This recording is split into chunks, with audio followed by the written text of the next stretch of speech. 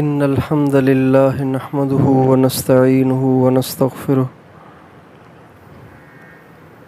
من يهده الله فلا مضل له ومن يضلل فلا هادي له وأشهد أن لا إله إلا الله وحده لا شريك له وأشهد أن سيدنا ونبينا وحبيبنا وشفيعنا وقرة أعيننا محمدا عبده ورسوله صلى الله تبارك وتعالى عليه وعلى آله وأصحابه وأزواجه وذريته وبارك وسلم تسليما كثيرا.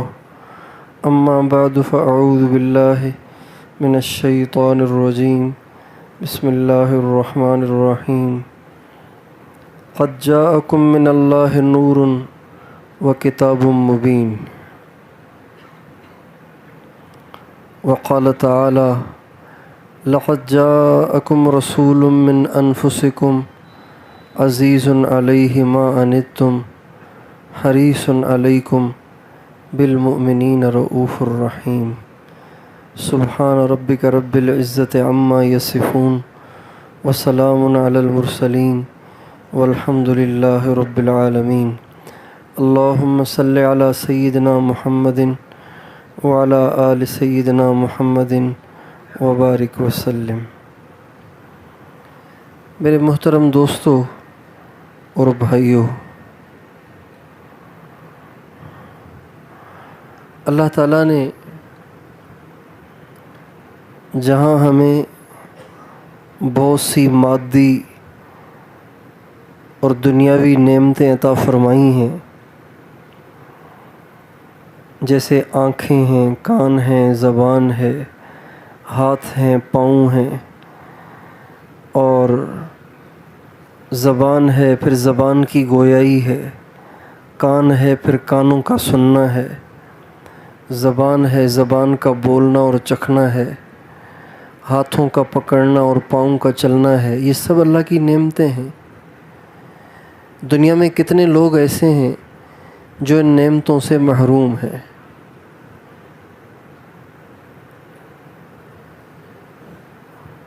اللہ اکبر. اللہ تعالیٰ کا آپ لوگوں پہ بہت بڑا احسان ہے کہ یہاں اس درجے کی بیماریاں نظر نہیں آتی جس درجے کی بیماریاں ہمارے علاقوں میں ہیں. نہ یہاں بڑے بڑے ہسپتال ہیں اور نہ یہاں بڑی بڑی بیماریاں ہیں. ہمارے علاقوں میں ہسپتال بہت ہیں اور وہ سب ہسپتال اوور لوڈ ہیں. اوور لوڈ سمجھتے ہیں؟ اوور لوڈ ہیں. ہسپتالوں میں بستر تھوڑے ہیں، مریض زیادہ ہیں. کمرے تھوڑے ہیں، مریض زیادہ ہیں. اور ہسپتال بھرے ہوئے ہیں، یہاں تک کہ مریض باہر پارکوں میں پڑے ہوئے ہیں. اور بیماریاں بھی ایسی کہ نہ اس کا کبھی نام سنا ہے، نہ اس کا کوئی علاج ہے، نہ اس سے جان چھوٹتی ہے. بیماری لگتی ہے تو ساری جائیدادیں بک جاتی ہیں، لیکن بیماری جان نہیں چھوڑتی. بہت مثالیں ہیں ایسی ہمارے ہاں. ہمارے ایک جاننے والوں میں ایک شخص کو پتے میں پتھری ہو گئی. انسان کے اندر ایک پتا ہوتا ہے، وہ ایک کیمیکل بناتا ہے، اس سے انسان کا کھانا جلدی ہضم ہوتا ہے. پتے کا کام ہے کیمیکل بنانا.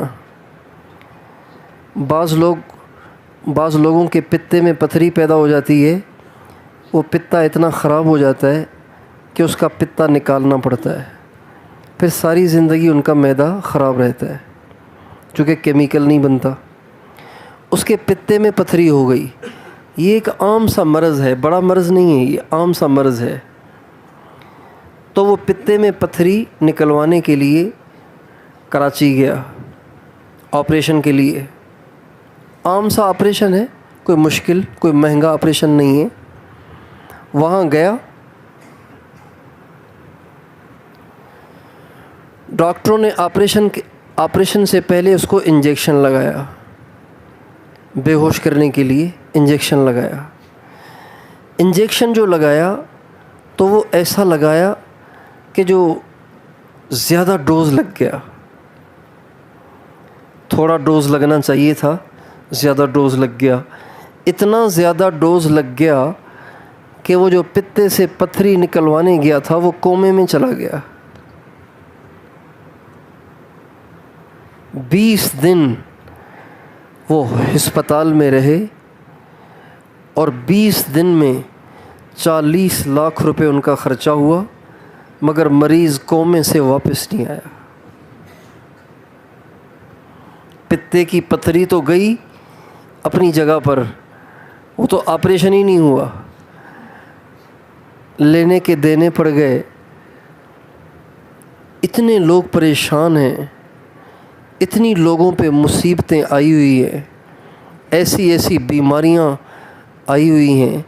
میرے پاس ایک شخص اپنی چھوٹی سی بچی کو لے کر آیا، اس کی عمر تھی 2.5 سال، خوبصورت بچی۔ کہنے لگے اس کے لیے دعا کریں۔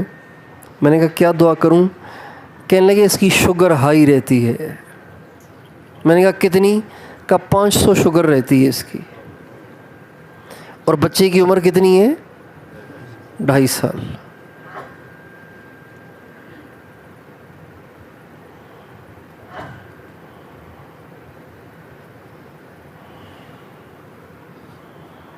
فَبِأَيِّ آلَاءِ رَبِّكَ تَتَمَارَىٰ، میرے بندے تو میری کون کون سی نعمتوں کا ناشکری کرے گا، کون کون سی نعمتوں کو ٹھکرائے گا، کون کون سی نعمتوں کو جھٹلائے گا۔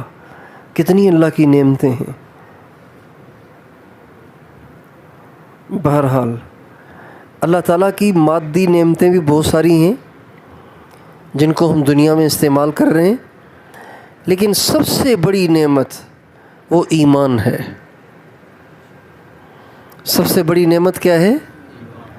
مسلمان ہونا، مومن ہونا، ایمان والا ہونا، یہ سب سے بڑی نعمت ہے۔ یہ اتنی بڑی نعمت ہے کہ اس نعمت کی قدر یہاں دنیا میں نہیں ہوگی، اس کی قدر مرتے ہی آ جائے گی۔ دیکھیں ہر چیز کی قدر اس کے ماحول میں ہوتی ہے، ہر چیز کی قدر اس کے ماحول میں ہوتی ہے، اس کے ماحول کے بغیر اس کی قدر نہیں ہوتی۔ ہم گئے ساؤتھ افریقہ، تو وہاں کے لوگ صرف چاول کھاتے ہیں، چاول کھاتے ہیں یا بریڈ کھاتے ہیں، بریڈ ڈبل روٹی۔ اب ہم پاکستانی لوگ تو روٹی کے بغیر تو ہمارا پیٹ ہی نہیں بھرتا، چاول کھا بھی لیں، ڈبل روٹی کھا بھی لیں، روٹی کی حاجت ہمیں پھر بھی رہتی ہے۔ لمبا سفر 7 مہینے کا، اب بھئی روٹی کہاں سے آئے؟ تو اللہ سے جیسے ہم امت کی ہدایت مانگتے تھے، ایسے ہی اللہ سے ہم گندم کی روٹی بھی مانگتے تھے کہ یا اللہ کہیں تو کھلا دے، اتنا عرصہ ہی ہو گیا روٹی کھائے ہوئے، کہیں تو روٹی کھلا دے۔ تو ایک جگہ ہمیں ایک ہندوستانی ملا، اس نے کہا آج آپ لوگوں کو میری طرف سے دعوت ہے، کھانا آپ آج ہمارے پاس کھائیں۔ ہم نے کہا وہی کھلائے گا جو سارے کھلاتے ہیں۔ بہرحال اس کے گھر پہ گئے تو اس نے گرم گرم پتلی پتلی چپاتیاں پکا کے ہمارے سامنے پیش کیں۔ کئی مہینوں کے بعد جب چپاتی ہاتھ میں آئی تو بڑا مزہ آیا، اور ان لوگوں کو پرواہ بھی نہیں ہے، ان لوگوں کے ہاں روٹی کی قیمت نہیں ہے، ان لوگوں کے ہاں چاول کی بڑی قیمت ہے، ان لوگوں کے ہاں بریڈ کی بڑی قیمت ہے، ان لوگوں کے ہاں کچی مکئی کی بڑی قیمت ہے۔ روٹی کی قیمت کو وہ نہیں جانتے، روٹی کی قیمت بر صغیر میں ہے، روٹی کی قیمت پاکستان اور ہندوستان میں ہے، وہاں والے روٹی کی قیمت کو نہیں جانتے۔ اسی طرح ایمان کی قیمت دنیا میں جانی ہی نہیں جا سکتی۔ ایمان کی قیمت تو مرنے کے بعد معلوم ہوگی کہ ایمان کیا ہے۔ دیکھیں آج مسلمان اور کافر سارے اکٹھے زندگی گزار رہے ہیں، ہمارے ہاں جو نالیاں صاف کرنے والے ہیں کرسچن ہیں، عیسائی ہیں، وہ بھی اسی شہر میں رہتے ہیں جہاں ہم رہتے ہیں، وہ بھی وہی بجلی استعمال کر رہے ہیں جو ہم استعمال کر رہے ہیں، وہ بھی اسی طرح زندگی گزار رہے ہیں جس طرح ہم گزار رہے ہیں۔ یہ بات الگ ہے کہ وہ بھنگی ہیں اور ہم ذرا صاف ستھری زندگی گزار رہے ہیں، لیکن بہت سے غیر مسلم ہمارے ہاں ایسے بھی ہیں جو ارب پتی ہیں، ہندو ہیں، ارب پتی ہیں، بڑے بڑے سیٹھ ہیں، بڑے بڑے ان کے کاروبار ہیں، لیکن ہندو ہیں، اور وہ ہمارے ساتھ زندگی گزار رہے ہیں۔ لیکن جب انسان کی آنکھ بند ہو جائے گی اور وہ دنیا سے چلا جائے گا، پھر معاملہ وہ نہیں ہوگا جو دنیا میں ہے۔ اللہ تعالیٰ قیامت کے دن فرمائیں گے وَامْتَازُوا الْيَوْمَ أَيُّهَا الْمُجْرِمُونَ، اے کافرو، اے بغیر ایمان کے زندگی گزارنے والو، آج تم میرے مسلمانوں سے الگ ہو جاؤ، تمہارا انجام اور ہوگا، ایمان والوں کا انجام اور ہوگا۔ اس دن یہ کافر تمنا کریں گے کہ اے کاش اور کچھ نہ صحیح کلمہ ہی پڑھ لیتے اور کم از کم مسلمانوں کے زمرے میں ہی شامل ہو جاتے۔ اور اس دن ایمان والا اللہ کا شکر ادا کرے گا، اے اللہ تیری مہربانی، تو نے مجھے کلمہ دیا، اسلام دیا، اگر میں اسلام سے ہٹ کے زندگی گزارتا، تیرا انکار کر دیتا، آخرت کا، قیامت کا، تیرے نبی کا انکار کر دیتا، تو آج مجھے بھی ہمیشہ کے لیے دوزخ کی آگ میں جلنا پڑتا۔ ایمان بڑی دولت ہے، اسلام بڑی دولت ہے، مسلمان ہونا یہ بہت بڑی نسبت ہے، اس پہ ہمیں اللہ تعالیٰ کا شکر ادا کرنا چاہیے، اور اللہ تعالیٰ سے اس کی دعا کرنی چاہیے کہ اللہ تعالیٰ اس ایمان کو مرتے دم تک سلامت رکھے، مرتے دم تک سلامت رکھے۔ جب ہم چھوٹے تھے، پھر تھوڑے سے بڑے ہوئے، پھر مدرسے میں پڑھتے تھے، تو ہم اپنے بزرگوں کو دیکھتے تھے، ہمارے بڑے بڑے سفید ریش بزرگ جنہوں نے ساری زندگی قال اللہ اور قال الرسول پڑھانے میں گزاری، ساری زندگی تبلیغ میں گزاری، ساری زندگی دین کی محنت میں گزاری۔ ہم ان کو دیکھتے تھے کہ وہ اس بات پہ بڑے پریشان ہوتے تھے کہ ہمارا ایمان پہ خاتمہ ہو۔ ہم وہ سوچتے تھے کہ اتنے بڑے بزرگ ہیں اور اس پہ پریشان ہے کہ میرا خاتمہ ایمان پہ ہو، ساری زندگی نیکیاں کی ہیں، ساری زندگی پرہیزگاری کی زندگی گزاری ہے، اب بھی ان کو یہ خوف لگا ہوا ہے کہ پتہ نہیں ایمان پہ جائیں گے یا بغیر ایمان کے جائیں گے۔ لیکن دوستو، جب سے یہ بال سفید ہونا شروع ہوئے ہیں اور یہ سوشل میڈیا آنا شروع ہوا ہے اور یہ فیس بک اور یوٹیوب اور یہ انٹرنیٹ کا دورہ ہے، اس وقت سے ان کی یہ بات بڑی اچھی طرح سمجھنے لگ گئی ہے، سمجھ میں آنے لگ گئی ہے کہ بے شک ایمان کا قبر تک لے جانا بڑا مشکل ترین کام ہے۔ مسلمان ہونا یہ بہت بڑی نعمت، لیکن اس ایمان کو قبر تک لے جانا یہ آسان نہیں ہے، خصوصاً جس دور میں میں اور آپ چل رہے ہیں، جس دور میں میری اور آپ کی صبح شام گزر رہی ہے، اس دور میں ایمان کو بچا کر قبر تک لے جانا آسان نہیں ہے۔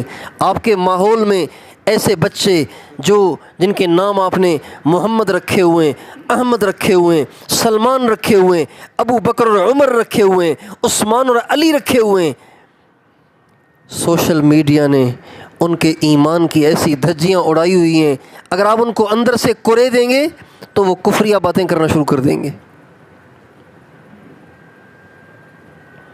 الحاد اور زندقہ کی ایسی آندھی اور ایسی فضا اور ایسی ہوا چل پڑی ہے، ایسی ہوا چل پڑی ہے کہ جدی پشتی مسلمان علماء کی اولادیں آج اللہ سے انکاری ہو رہی ہیں، علماء کی اولادیں اللہ سے انکاری ہو رہی ہیں، اور نبی اکرم صلی اللہ علیہ وسلم کا وہ ارشاد گرامی بالکل پکا ٹھکا ثابت ہو رہا ہے۔ ہمارے نبی نے فرمایا بادروا بالاعمال کقطع اللیل المظلم یصبح الرجل مؤمنا ویمسی کافرا، جلدی جلدی نیکیاں کر لو، ان قریب ایک زمانہ ایسا آئے گا کہ جس میں فتنے اتنے شدید ہوں گے جیسے کالی رات کا اندھیرا، جیسے کالی رات کے اندھیرے میں اچھے برے کی تمیز کرنا مشکل ہوتا ہے، اور غلط صحیح کی تمیز کرنا مشکل ہوتا ہے. پتہ نہیں آگے کھڈا ہے یا آگے سڑک ہے، پتہ نہیں آگے دیوار ہے یا آگے گزرنے کا راستہ ہے. جیسے رات کے اندھیرے میں اس کا پتہ نہیں چلتا، ایسے ہی ایسے فتنوں کی آندھیاں آئیں گی، ایسے فتنوں کے اندھیرے چھا جائیں گے کہ لوگوں کو پتہ ہی نہیں چلے گا کہ کون غلط ہے کون صحیح ہے. پھر آپ نے فرمایا یصبح الرجل مومنا ویمسی کافرا، ایک وقت آئے گا میری امت پہ کہ ایک آدمی صبح کو مسلمان ہوگا اور شام کو کافر ہو جائے گا. ویمسی مومنا ویصبح کافرا، شام کو وہ مسلمان ہوگا، صبح کو وہ کافر ہو جائے گا.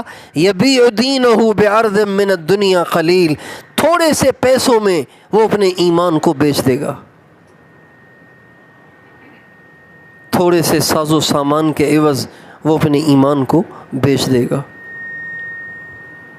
آج ہم دیکھ رہے ہیں ہمارے ان کالجوں میں، ہماری ان یونیورسٹیوں میں، ہمارے ان اسکولز میں اور ہمارے ان علوم جدیدہ اور علوم عصریہ کے اداروں میں ایسے لوگ کفار نے ڈال دیے ہیں جو شکل میں مسلمان ہیں، نام کے مسلمان ہیں، مسلمانوں ہی کی نسل سے ہیں، مسلمانوں ہی کی اولاد میں ہیں، لیکن وہ خوبصورت طریقے سے ہمارے بچوں کے اندر ارتداد کا بیج بو رہے ہیں، ارتداد کا بیج بو رہے ہیں، ارتداد کا بیج بو رہے ہیں.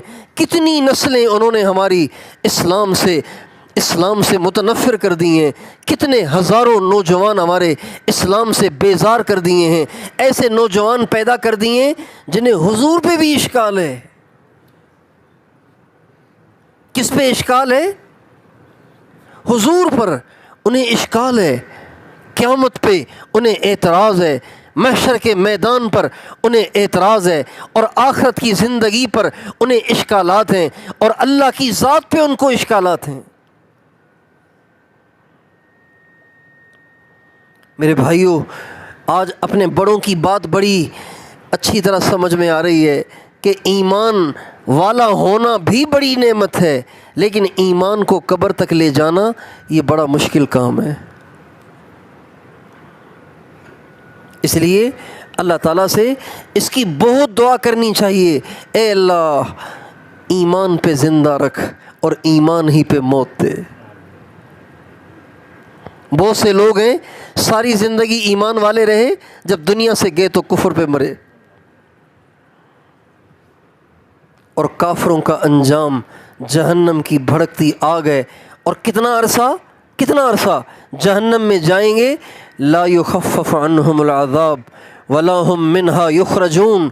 جہنم کی آگ میں ہمیشہ رہیں گے، وہ عذاب کم بھی نہیں ہوگا، اس میں سے نکالے بھی نہیں جائیں گے. کلما ارادوا ان یخرجوا منہا من غم اعیدوا فیہا، جب کبھی وہ جہنم سے نکلنا چاہیں گے فرشتے دھکے دے کے ان کو دوبارہ جہنم کی آگ میں پھینک دیں گے. بھائیو، ایمان بڑی دولت ہے، ایمان بڑا انعام ہے، ایمان بڑا سرمایہ ہے، مگر اسے بچانے والے لوگ بہت تھوڑے ہیں. آج لوگ پیسوں کی کتنی حفاظت کرتے ہیں، گھر میں نہیں رکھتے، بینک میں جا کے رکھتے ہیں، بینک میں جا کے رکھتے ہیں. پہلے لوگ زمین میں دبا دیتے تھے، پہلے لوگ دیواروں کے اندر لپائی کر دیتے تھے پیسوں کی حفاظت کے لیے. آج بینک بن گئے ہیں اور اس میں لوگ پیسے رکھتے ہیں پیسوں کی حفاظت کے لیے، اور بعض تو ایسے بے ایمان ہیں کہ بینکوں میں پیسے رکھتے ہیں پیسوں کو بڑھانے کے لیے.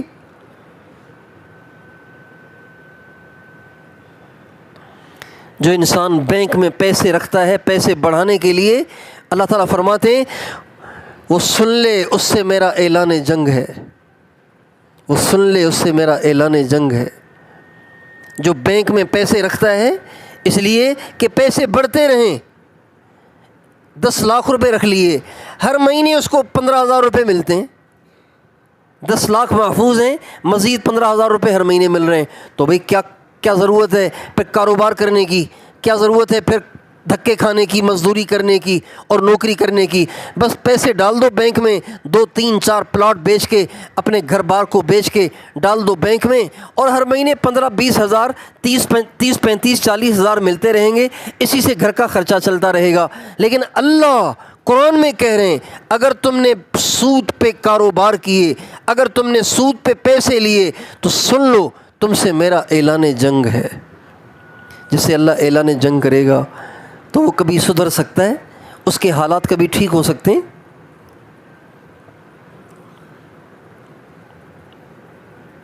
تو آج لوگ پیسے کی حفاظت کے لیے کیا کیا انتظامات کر رہے ہیں. لیکن آج میں اور آپ اپنے آپ سے پوچھیں کہ ایمان جو سب سے زیادہ قیمتی سرمایہ ہے، اور سب سے زیادہ آج اسی کو لوٹنے والے ڈاکو ہر جگہ پھیلے ہوئے ہیں. جو ہی آپ یوٹیوب کو کلک کریں گے کوئی نہ کوئی ایمان کا ڈاکو سامنے آ جائے گا. جو ہی آپ فیس بک کے کسی پیج کو کلک کریں گے فوراً کوئی ایمان کا ڈاکو آ جائے گا.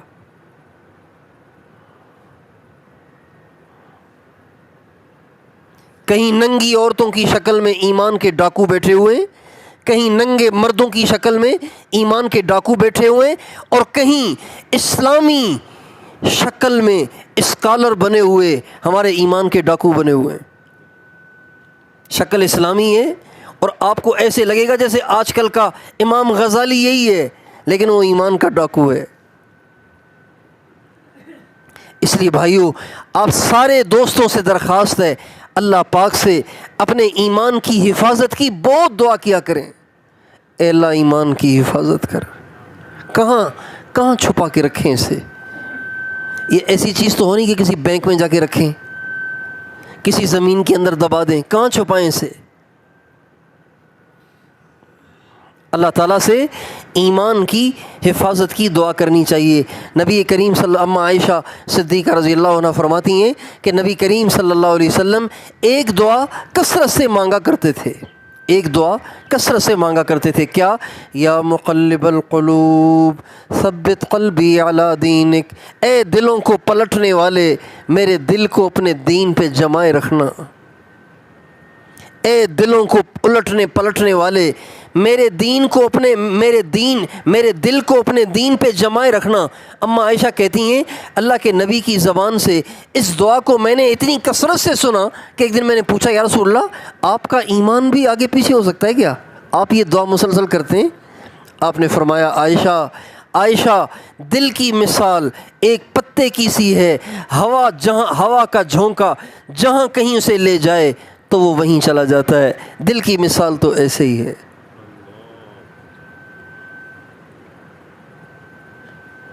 کچھ پتہ نہیں چلتا کہ ابھی ہم کیا ہیں، شام کو کیا ہوں گے، ابھی کیا ہیں، صبح کو کیا ہوں گے، کچھ پتہ نہیں چلتا. اس لیے پہلی گزارش اپنے ایمان کی حفاظت کریں. اور ایمان کی حفاظت کے لیے چند ذرائع ہیں. اگر آپ ان ذرائع کو مضبوط پکڑ لیں تو انشاءاللہ ایمان کی حفاظت ہو جائے گی. جیسے پیسے کو بچانے کے لیے بینک بنائے گئے ہیں اور لوگ اس میں پیسے رکھتے ہیں تاکہ پیسے محفوظ ہو جائیں، اسی طرح ایمان کی حفاظت کے بینک وہ چند چیزیں ہیں. ایک تبلیغ کا کام، یہ ایمان کے بچانے کا ذریعہ ہے. جو تبلیغ کے کام میں لگے ہوئے ہیں اگر یہ اسی طرح لگے رہے، ہر حال میں لگے رہے، اللہ کی ذات سے امید ہے کہ ایمان قبر میں ساتھ لے کے جائیں گے.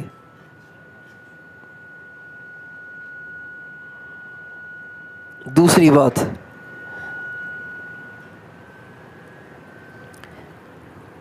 ضمن میں بات آ رہی ہے، جو تبلیغ کے کام میں لگے ہوئے وہ اپنے سہ روزے میں سستی نہ کریں، اپنے چلے میں سستی نہ کریں، روزانہ کے جوڑ میں سستی نہ کریں، گھر کی تعلیم میں سستی نہ کریں، گھر کے اعمال میں سستی نہ کریں، اپنے ذاتی معمولات میں سستی نہ کریں.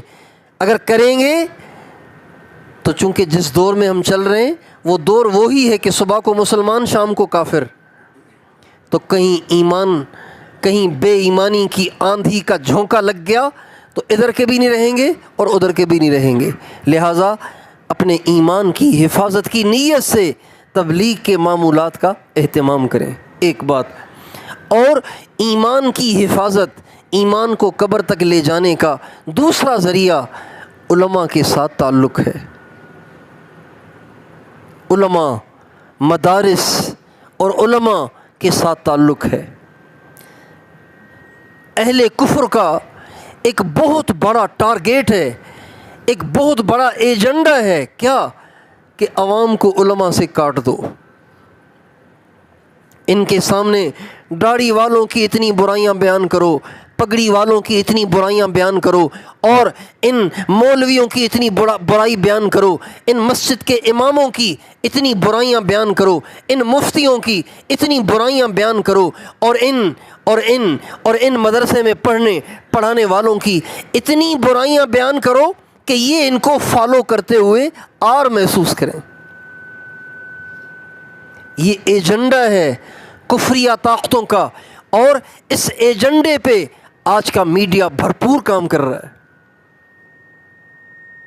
آپ دیکھیں گے ایک آدمی بہت ساری کتابیں لے کے بیٹھا ہوا ہے، بخاری شریف بھی دور سے نظر آ رہی ہے، مسلم شریف بھی دور سے نظر آ رہی ہے، اور ابو داؤد شریف بھی نظر آ رہی ہے، نسائی شریف بھی نظر آ رہی ہے، ترمذی شریف بھی نظر آ رہی ہے۔ پتہ نہیں کتابوں کے کتنے انبار لگے ہوئے، کتابوں کے انبار میں بیٹھا ہوا ہے، لیکن بیٹھ کے روزانہ علماء کے خلاف ہرزہ سرائی کر رہا ہے، علماء کے اوپر لعن طعن کر رہا ہے، علماء کے اوپر سب و شتم کر رہا ہے۔ نہ وہ آج کے علماء کو چھوڑ رہا ہے، نہ وہ پچھلی صدی کے، نہ وہ اس سے پچھلی صدی کے علماء کو چھوڑ رہا ہے، سبھی کو اپنے رگڑے میں لگا رہا ہے۔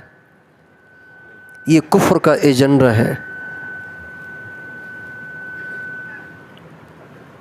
اور ایسے لوگوں کا عنوان بڑا خوبصورت ہوتا ہے۔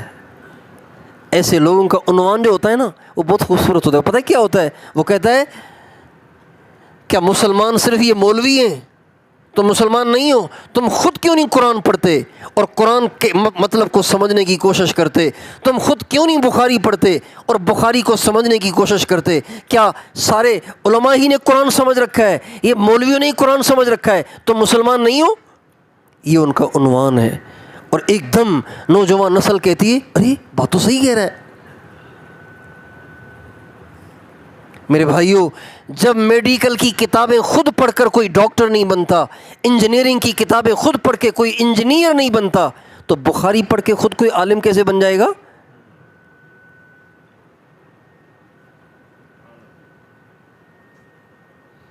آپ کے ہاں اگر حکیموں کے نسخے پڑھ کے کوئی یہاں کلینک کھول کے بیٹھ جائے، بتائیے اس پہ چالان ہو جائے گا کہ نہیں ہو جائے گا؟ آپ سے پوچھتا ہوں بھائی، چالان ہو جائے گا کہ نہیں ہو جائے گا؟ یہ قانوناً جرم ہے کہ نہیں ہے؟ کیوں؟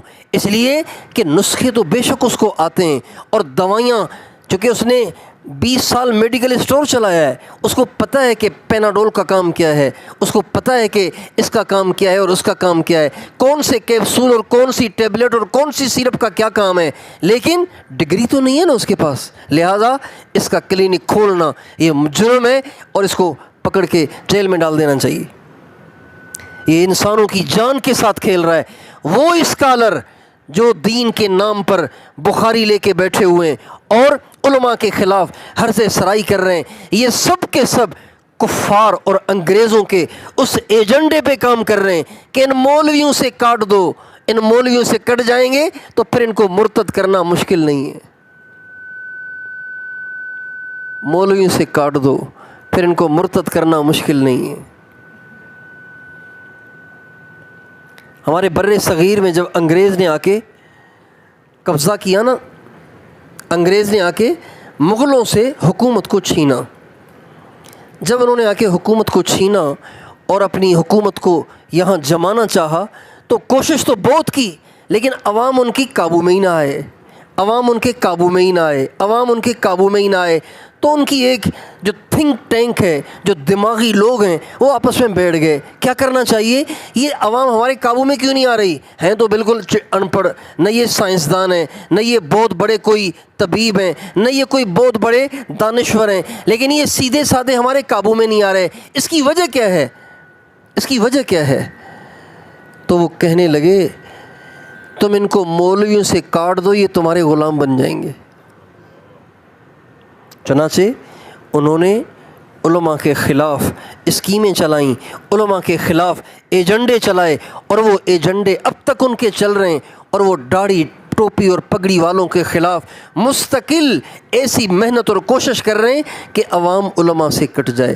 آپ سے یہ درخواست ہے کہ بھائیو، کبھی علماء کے خلاف زبان نہ کھولنا، کبھی علماء کے خلاف زبان نہ کھولنا کہ یہ مولوی ایسے ہیں، یہ مولانا صاحب ایسے ہیں، اور یہ مدرسوں میں پڑھنے والے ایسے ہیں، اور یہ مدرسوں والے ایسے ہیں۔ کبھی زبان نہ کھولنا۔ امام ربانی مولانا رشید احمد گنگوہی رحمۃ اللہ علیہ فرمایا کرتے تھے، جو علماء کے بارے میں زبان کھولتا ہے، جو علماء کے بارے میں زبان کھولتا ہے، جب وہ مرتا ہے اس کی قبر کھول کے دیکھو، اس کا چہرہ قبلے سے پھرا ہوا نہ پاؤ تو مجھے کہنا۔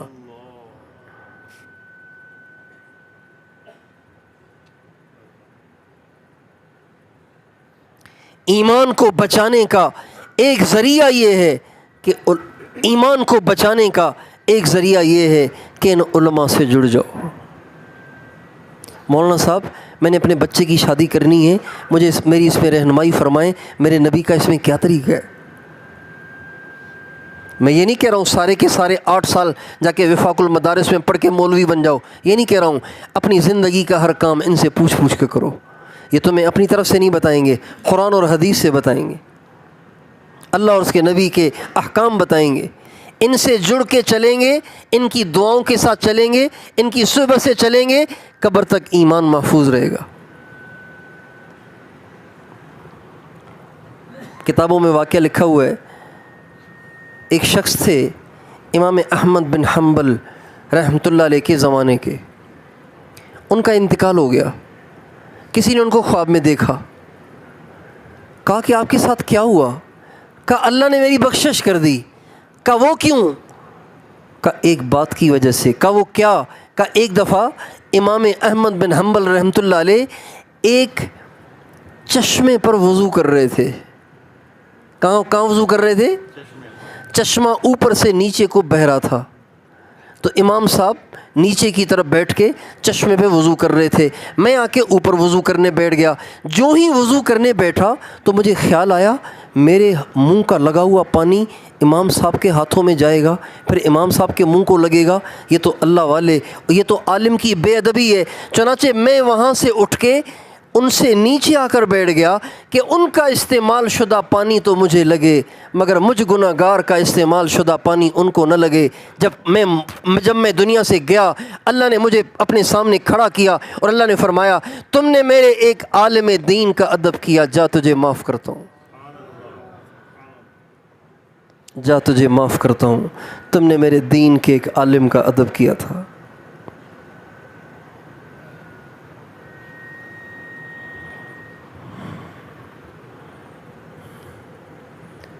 بھائیو، کبھی بھی علماء کے بارے میں زبان نہ کھولنا، کبھی بھی علماء کے بارے میں زبان نہ کھولنا۔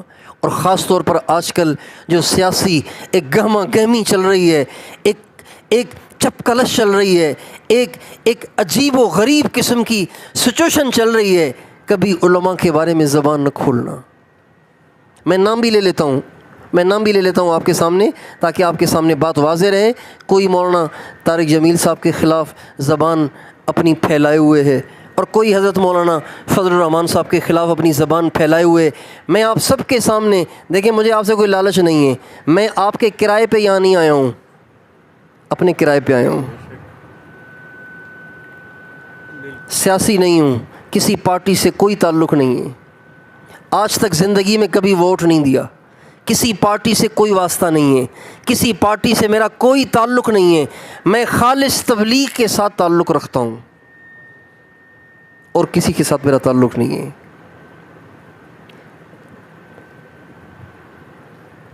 مولانا فضل الرحمان صاحب کو ایک دفعہ ہوائی جہاز میں دیکھا تھا، عمرے کے لیے جا رہا تھا، تو ایک دفعہ ان کو ہوائی جہاز میں اپنے سے اگلی سیٹ پہ بیٹھا دیکھا تھا، اس سے زیادہ میری ان سے کوئی ملاقات نہیں۔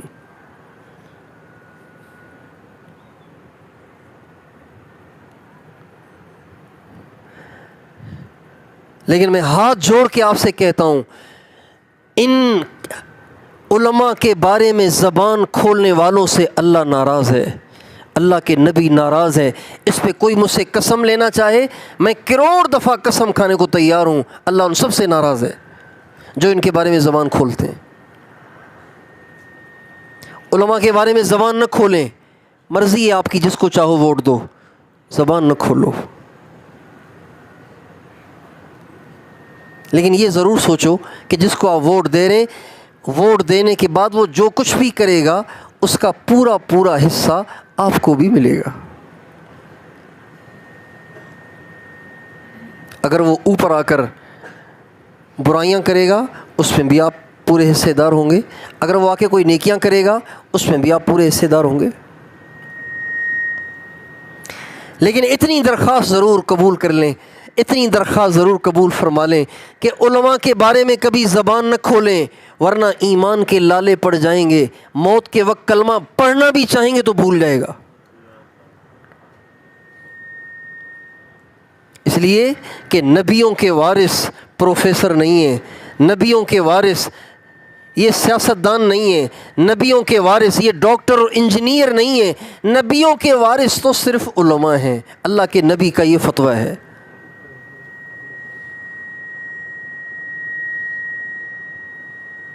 ایمان کو بچانے کے اسباب عرض کر رہا ہوں، کہاں کہاں ایمان کی پناہ گاہیں ہیں، کہاں کہاں آپ کا ایمان محفوظ ہوگا۔ اگر قبر میں لے جانا چاہتے ہیں، تبلیغ کے کام سے جڑ جائیں، یا علماء کے ساتھ تعلق رکھیں، علماء کے ساتھ چپک جائیں، اپنی زندگی کا ہر کام کا مشورہ علماء سے کریں۔ اور تیسرا ذریعہ ایمان کو بچانے کا وہ اہل اللہ کی صحبت ہے، اہل اللہ کی صحبت، جن کے چہروں پہ ایمان کا نور ہے، جن کی زندگیاں سنت میں ڈھلی ہوئی ہیں، جن کے دل میں اللہ اور اس کے نبی سے سچی محبت ہے، جو ٹوٹ کے اللہ اور اس کے نبی سے محبت کرتے ہیں، ان کی صحبت میں رہو، ان کے آس پاس رہو۔ ان پر جو رحمت اترے گی اس کے چند چھینٹے آپ پہ بھی پڑ گئے تو آپ کا بھی کام بن جائے گا۔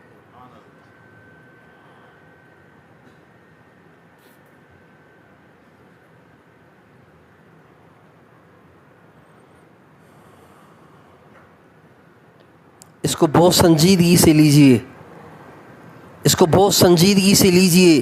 ایمان لٹ رہا ہے، ایمان لٹ رہا ہے، لٹ رہا ہے ایمان، بہت تھوڑی قیمت میں ایمان بک رہا ہے، ایمان کے سودے ہو رہے ہیں بہت تھوڑی قیمت میں۔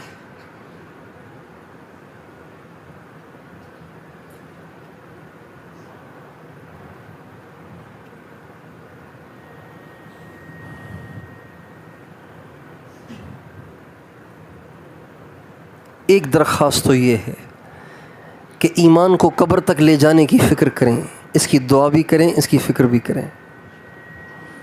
دوسری درخواست یہ ہے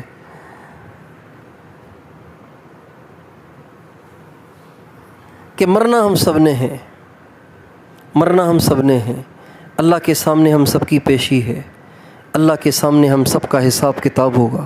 جس نے جتنی زندگی گزاری ہوگی اس کو اتنی زندگی کا حساب دینا ہوگا۔ اللہ کے ہاں مقبول بس وہی ہے جو محمد مصطفیٰ کا غلام ہے۔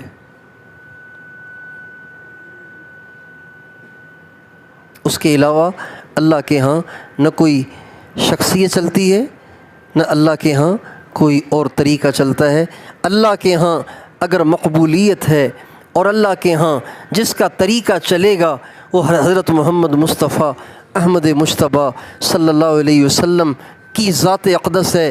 آج بڑے دکھ سے کہنا پڑتا ہے کہ ہماری نوجوان نسل حضور کو آئیڈیل نہیں بنا رہی، حضور کے طریقے پہ نہیں چل رہی، وہ اپنی سیرت میں، اپنی صورت میں، اپنے کردار میں، اپنے اطوار میں، اپنی عادات میں، اپنی زندگی میں، اپنی بود و باش میں نبی کریم صلی اللہ علیہ وسلم کو نمونہ نہیں بنا رہی۔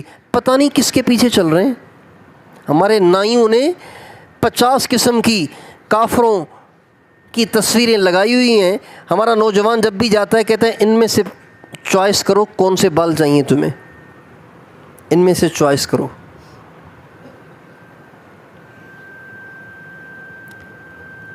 کافروں کے 50 اسٹائل لگائے ہوئے ہیں اور کہہ رہے ہیں ان میں سے چوائس کرو، اور ہمارا نوجوان پھوٹے منہ سے اس نائی کو یہ نہیں کہتا 50 اسٹائلوں میں تیرے پاس حضور کا تو اسٹائل ہے نہیں. میں تو اس کا امتی ہوں بھائی، مجھے تو ان میں سے کوئی بھی پسند نہیں ہے، مجھے تو حضور والا اسٹائل چاہیے.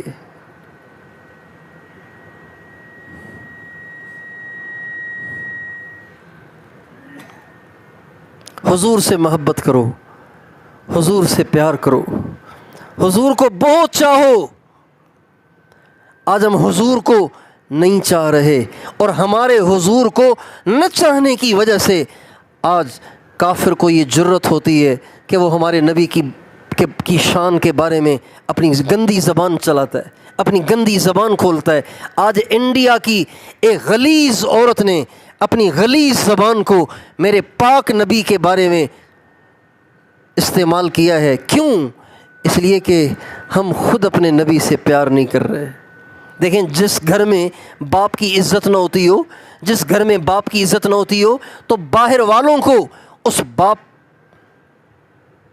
اس باپ کو ستانے کا موقع ملے گا کہ نہیں ملے گا؟ ہاں بھائی، باہر کے لوگ اس باپ کو ستائیں گے کہ نہیں ستائیں گے؟ جب اس کے بچے اس کی عزت نہیں کر رہے تو لگاؤ پھر اس کو. آج ہماری نوجوان نسل نے اپنی زندگی سرے سے تبدیل کر لی ہے. اگر یہ مسلمانوں کے علاقے نہ ہوتے یا یہاں کافروں اور مسلمانوں کی آبادیاں مکس ہوتیں تو پتہ ہی نہ چلتا کہ کون مسلمان ہے کون کافر ہے. ایسے بال، ایسی شکل، ایسے کپڑے، ایسے ناز اور انداز، ایسا کردار، نام پوچھنا پڑتا، پھر کہیں جا کے پتہ چلتا کہ یہ مسلمان ہے. اور اب بھی آپ پنجاب چلے جائیں، سندھ چلے جائیں، جن علاقوں میں مسلمان بھی رہتے ہیں، کافر بھی رہتے ہیں، پتہ ہی نہیں چلتا کہ یہ مسلمان ہے یا کافر ہے، نام پوچھنا پڑتا ہے. اس سے پتہ چلتا ہے کہ یہ حضور کا امتی ہے.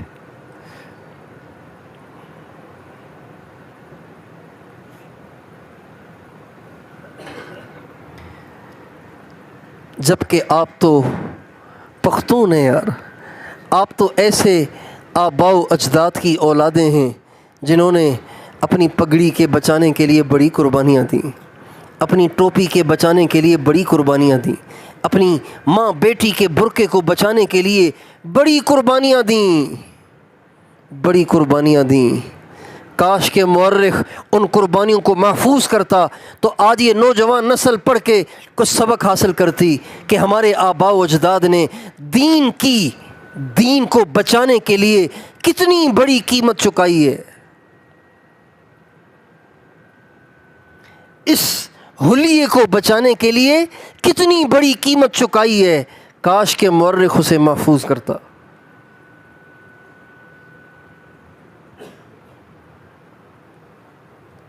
جتنے آپ نوجوان بیٹھے ہوئے ہیں ان سے دست بستہ درخواست ہے، سر سے لے کے پاؤں تک حضور کے علاوہ کسی اور طریقے کی طرف دیکھو ہی نہیں.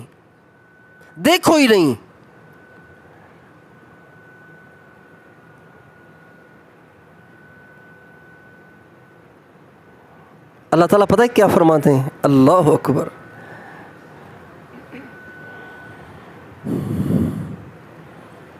قرآن کی آیت ہے، آپ نے سینکڑوں دفعہ پڑھی ہوگی، سنی بھی ہوگی، لیکن قرآن پاک کی اس آیت میں اللہ تعالیٰ کا جو لہجہ ہے نا، وہ لہجہ بتا رہا ہے کہ حضور کی قدر نہیں ہے. وہ لہجہ بتا رہا ہے کہ قدر نہیں ہے. اس کی مثال سے بات سمجھ میں آتی ہے. ایک آدمی مسئلہ پوچھنے کے لیے گیا ایک مسجد کے قاری صاحب کے پاس. عالم نہیں ہیں، قاری صاحب ہیں، حافظ صاحب ہیں. جبکہ اس کا باپ سوات کا مفتی اعظم ہے. کون ہے بھائی؟ سوات کا مفتی اعظم ہے. اور مسئلہ بیٹا پوچھنے جا رہا ہے مسجد کے اس شخص سے جو بیچارہ عالم بھی نہیں ہے، صرف داڑھی رکھی ہوئی ہے، ناظرہ قرآن پڑھنا آتا ہے. جب وہ اسے مسئلہ پوچھنے جائے گا تو وہ کیا کہے گا؟ ارے آپ مجھ سے مسئلہ پوچھنے آئے؟ آپ کے گھر میں تو سوات کا مفتی اعظم بیٹھا ہوا ہے، کہ بھائی کہے گا نہیں کہے گا؟ اللہ تعالیٰ پتہ ہے کیا کہتے ہیں؟ قد جاءکم من اللہ نور و کتاب مبین، تمہارے پاس تو روشنی آئی ہوئی ہے، تم کہاں روشنیاں تلاش کر رہے ہو؟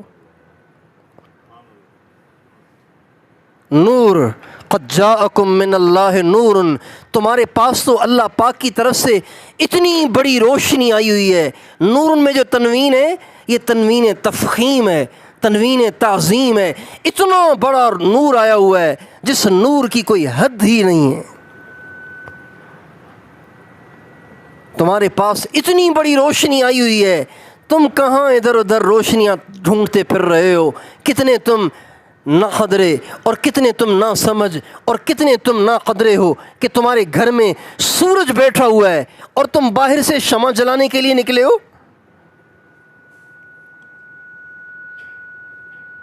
قد جاءکم من اللہ نور و کتاب مبین، تمہارے پاس تو نور آیا ہوا ہے، اتنا بڑا نور، اتنی بڑی روشنی آئی ہوئی ہے، اور تم باہر سے تلاش کر رہے ہو روشنیاں۔ یار ایک تیلی تو دینا ذرا، میں نے شمع جلانی ہے۔ بھئی آپ کو شمع کی ضرورت ہی کیا ہے جب آپ کے گھر میں سورج رکھا ہوا ہے جو ساری دنیا کو چمکا رہا ہے؟ وہ آپ کے گھر میں آیا ہوا ہے اور آپ شمع جلانے کے چکر میں۔ میرے بھائیوں، وہ ساری نوجوان نسل جو مغرب سے متاثر ہے، مغرب کے کلچر سے متاثر ہے اور بے دینوں کے کلچر سے متاثر ہے، ڈانسروں، سنگروں، ایکٹروں اور اپنے سیاسی لیڈروں سے متاثر ہے، ان سب کو اللہ کا یہ پیغام ہے، کہاں سے روشنی ڈھونڈ رہے ہو جبکہ تمہارے پاس محمد مصطفیٰ کا عظیم الشان نور موجود ہے؟ کہاں ڈھونڈ رہے ہو تم؟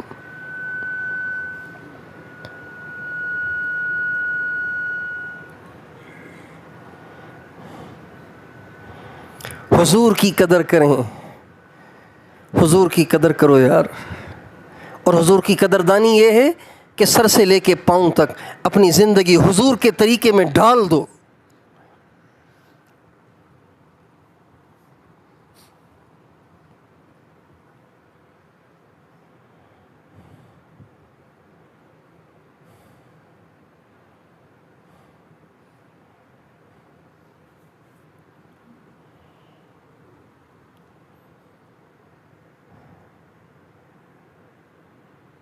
اس بات کا یقین رکھیں کہ حضور کے طریقے میں کامیابی ہے، اس کے علاوہ کسی طریقے میں کامیابی نہیں ہے۔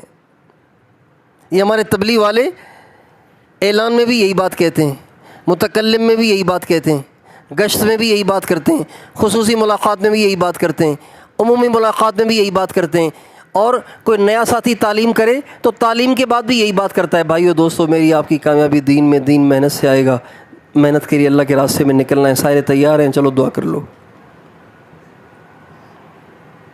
لیکن جب ان کی بھی شادیاں ہوتی ہیں نا تو حضور کے طریقے ان کو بھی بھول جاتے ہیں۔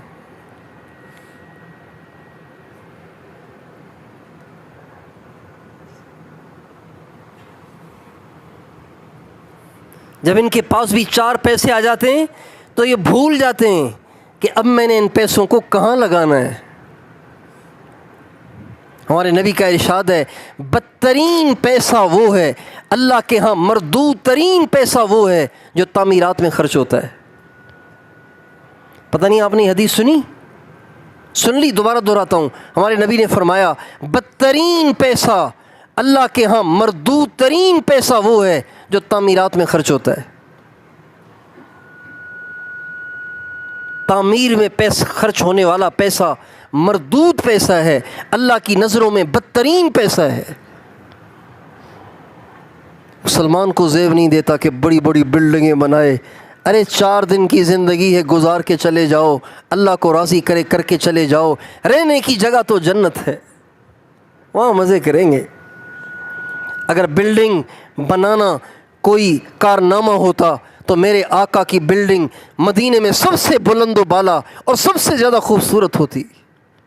اللہ نے آپ کے یہاں کوئی کمی تھوڑی تھی، آپ دعا کرتے تو آپ کو تو مستری اور لیبر منگوانے پڑتے ہیں، ہمارے نبی دعا کرتے اللہ اپنے امر کن سے حضور کے لیے ایسا محل بنا دیتے، اور امر کن سے نہ بھی بنتا تو جبریل اور میکائیل آ کے بنا دیتے،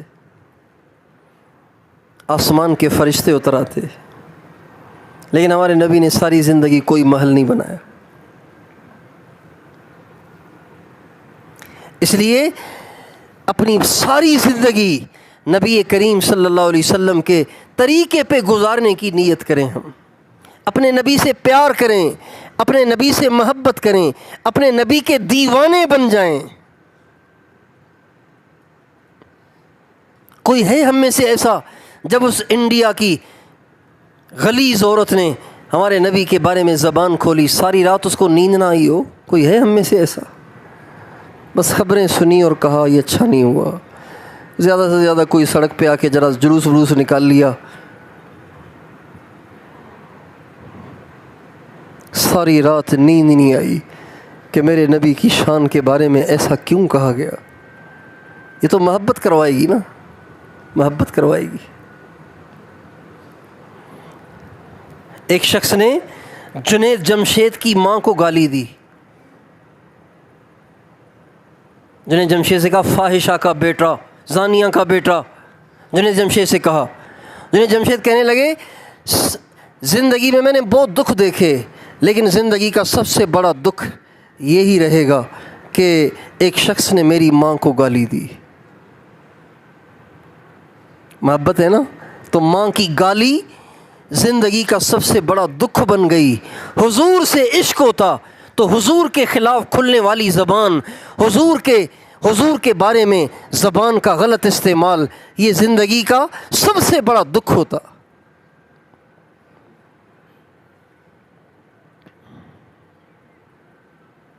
کھا رہے ہیں، پی رہے ہیں، مزے کر رہے ہیں، پرواہ بھی نہیں ہے۔ اس لیے بھائیو حضور سے محبت کرو، حضور کی محبت قیامت کے دن کام آئے گی، حضور کی محبت قیامت کے دن کام آئے گی۔ ہمارے نبی نے فرمایا المرء مع من احب، کل قیامت کے دن جو جس سے محبت کرتا ہوگا قیامت کے دن اسی کے ساتھ ہوگا۔ جو قیامت کے دن حضور کے ساتھ ہونا چاہتا ہے وہ حضور سے محبت کرے، زبانی نہیں، اس کو محبت نہیں کہتے، اس کو فنکاری کہتے ہیں۔ جو محبت صرف زبان سے ہو، دل سے نہ ہو، وہ فنکاری ہے۔ محبت تو وہ ہے جو دل کی گہرائیوں سے ہو۔ اللہ تعالیٰ مجھے اور آپ کو اپنے نبی کی سچی محبت دے اور ایمان کی سلامتی عطا فرمائے۔ اس کی دعا بھی مانگیں، اس کی محنت اور کوشش بھی کریں۔ تیار ہیں انشاءاللہ؟ یہ سارے نوجوان آج طے کر لو نا، سر سے لے کے پاؤں تک اپنے نبی کے طریقے میں ڈھل جاؤ۔ تیار ہیں؟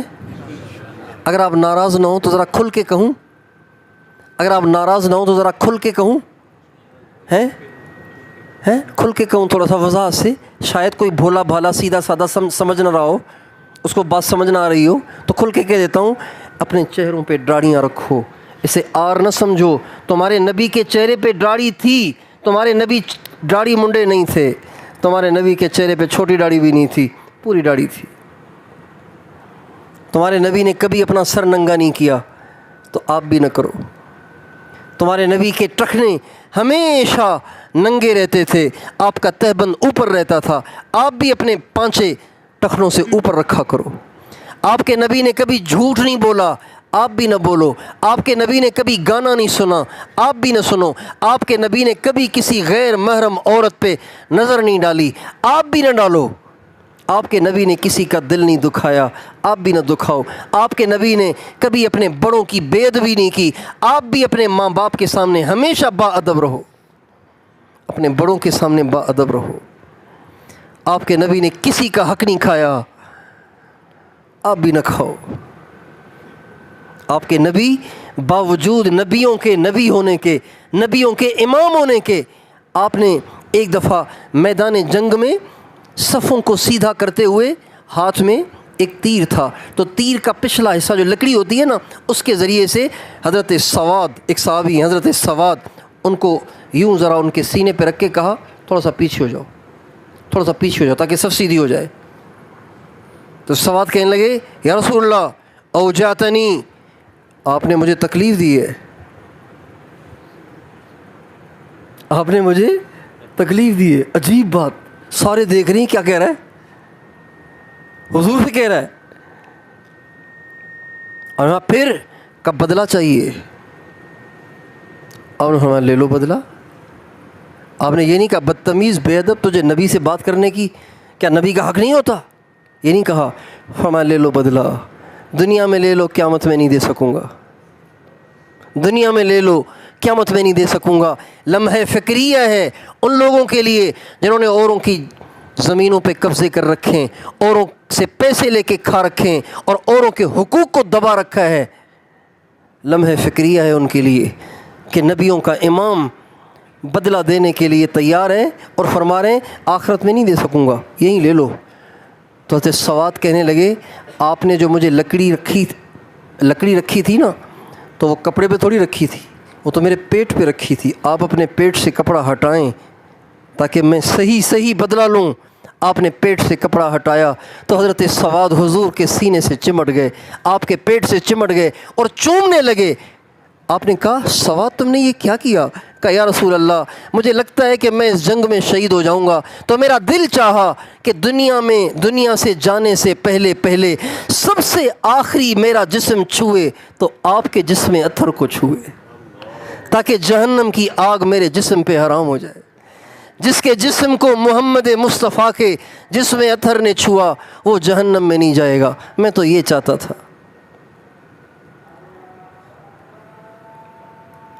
کسی کا حق نہ کھاؤ، یہ ہمارے نبی کی سنت ہے۔ کسی کا دل نہ دکھاؤ، یہ ہمارے نبی کی سنت ہے۔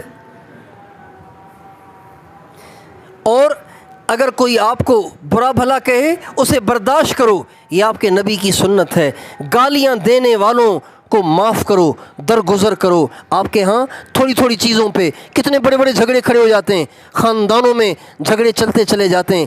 ان جھگڑوں کو ختم کرو، یہ ہمارے نبی کی سنت ہے کہ جھگڑا نہیں ہونا چاہیے، آپس میں توڑ نہیں ہونا چاہیے۔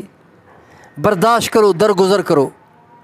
اگر کسی نے آپ کو گالی دے دی تو آپ چھوٹے نہیں ہو گئے، آپ برداشت کریں گے، آپ اللہ کے ہاں بڑے ہو جائیں گے۔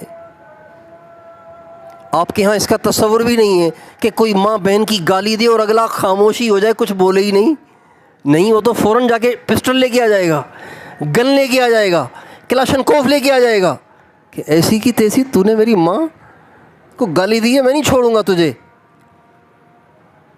لیکن ہمارے نبی کی سنت ہے کہ کوئی چاہے کچھ بھی کہہ جائے اسے سہ جاؤ، برداشت کر جاؤ۔ اگر معاف کر سکتے ہو تو بہت اچھا، ورنہ اللہ کے حوالے کر دو۔